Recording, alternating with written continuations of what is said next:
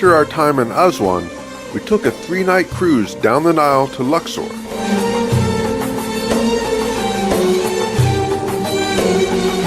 Our guest house manager picked us up with our luggage to transfer to our cruise ship. Nile cruises are extremely popular, and numerous cruise ships are docked here at any given time. As we approached where our boat was supposed to be moored, everything was going fine until the engine stalled. So we coasted up against the nearest boat to figure out what was wrong. But after a few minutes, we were back on our way. All Nile cruises, even luxury brands like Viking and Ama Waterways, have to use Egyptian partners. We had booked our cruise through our guest house just 2 days prior because specific ships are only assigned within a week of sailing. We chose the ship from online research and wanted a newer boat. Philae 2 was renovated in 2023, and we knew the standard price, so we figured we'd got a good deal. More traditional, smaller, and slower alternative vessels are the Habiyas, but they're significantly more expensive. We arrived where a booking agent was to meet us, but then we got a call. We were reassigned. So off we went, supposedly to an upgraded boat. But the poor guys hauling our bags were working a lot more than anyone had planned. But we were finally aboard the Royal Beau Rivage. And to the agent's credit, it was an upgrade, only 3 years old. We had requested and got a cabin in the middle of the boat.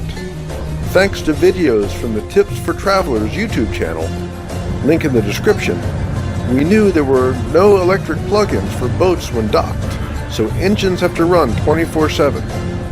Aft cabins will have constant engine noise, and forward cabins can fill with diesel exhaust when parked behind other boats. Our cabin was very nice, even larger than a Viking boat we'd been on in 2019 and much larger than our 2022 Nico boat on the Rhine.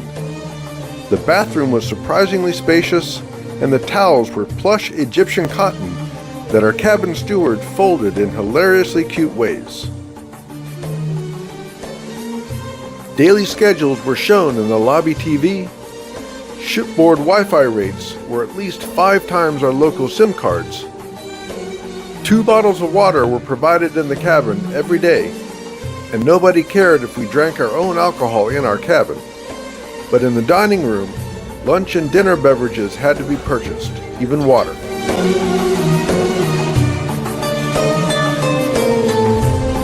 The boat stayed docked overnight, so we relaxed on the top deck watching the Aswan Nile traffic go by.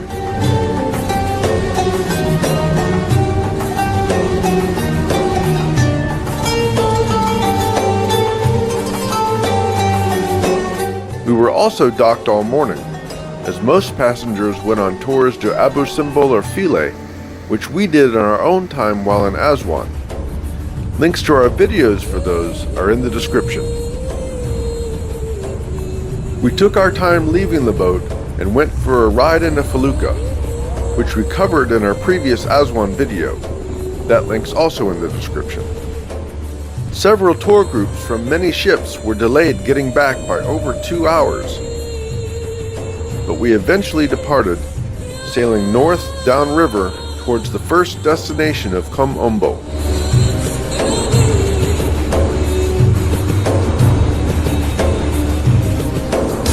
The Nile itself was a highlight. Just watching the river that fueled one of humankind's greatest civilizations was magical. And seeing the reeds along the banks reminded me of that biblical scene of the baby Moses. But reeds along the Nile were also home to fearsome Nile crocodiles. Still present, but much rarer today, they were revered by ancient Egyptians, inscribed into the tomb walls of pharaohs, and even mummified. Ombo has a crocodile museum, but because of our late departure from Aswan, we arrived after it had closed for the day.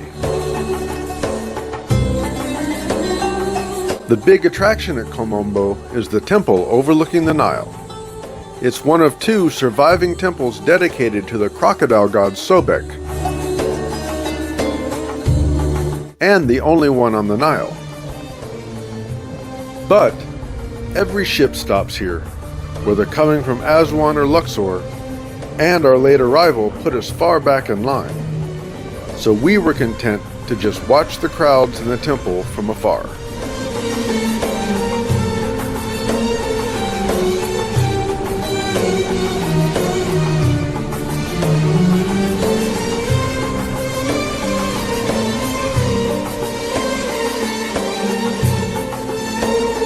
We sailed on through the night, arriving at Edfu before sunrise.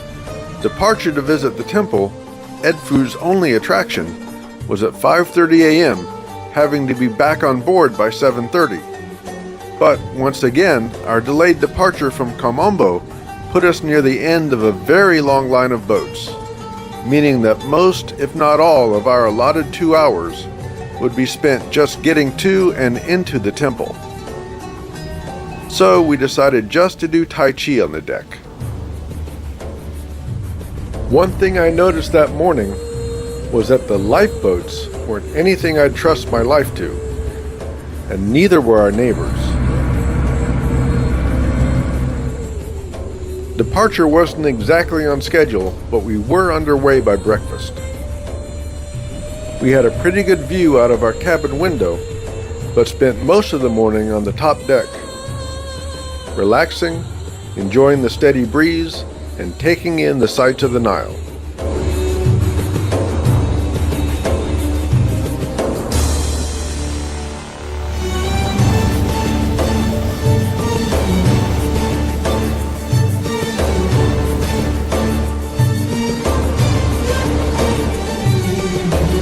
Sailing towards the city of Esna. As we approached Esna, I saw what looked like a rowboat speeding behind a nearby cruise ship. Then I realized that they had tied up to the boat with a rope and were being dragged along like Marty McFly on a skateboard. Another boat was coming alongside to hitch a ride on our boat, and yet another had hitched a ride on the boat in front of us. The Nile is dammed at Esna, and boats queue up to go through the only lock.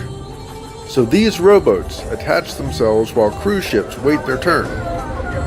We'd heard about the Nile rowboat vendors who tossed their wares up to passengers. We had no idea what they went through to make a sale.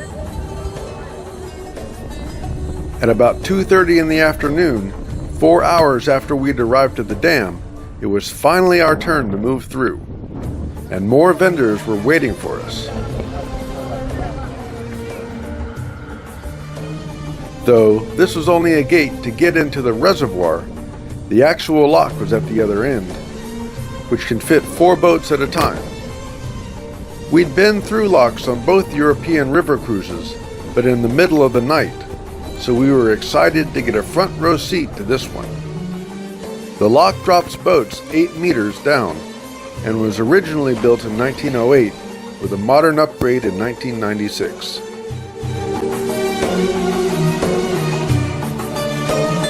We sailed on into the evening and past sunset. A belly dance show was scheduled in the upstairs bar, which sadly wasn't worth filming. But the opening act was a whirling dervish, and he put on a great show.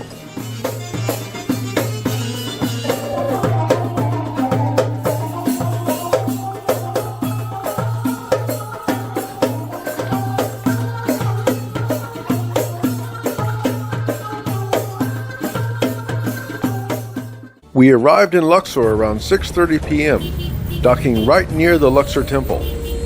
Some friends we'd made on board had hired a guide who sailed with them the whole cruise as part of their package. They asked if we wanted to join them on their tour of the temple, which we did. It was a great decision, as we ended up hiring their guide again during our time in Luxor. but we'll save those details for our next video. The next morning, we disembarked early, tipping the crew 1,000 Egyptian pounds, about $20 US, as advised by the front desk, plus around 200 extra Egyptian pounds to specific crew members.